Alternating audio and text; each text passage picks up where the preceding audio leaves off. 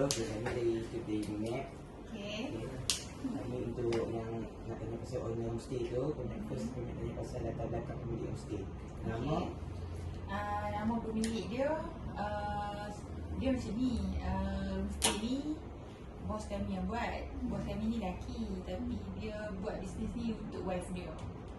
Jadi kalau ikutkan nama tu wife dia lah, tapi wife dia macam tak terlibat sangat.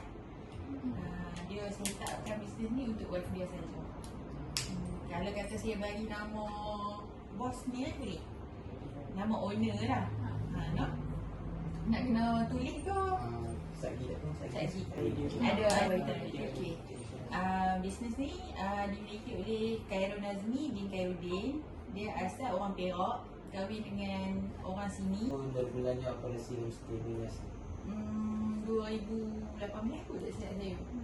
Yang tu masa mula-mula naik tu dia bukan naik semua yang ada yang pergi tengok tadi tu lah. Dia baru naik yang kayu luar tu.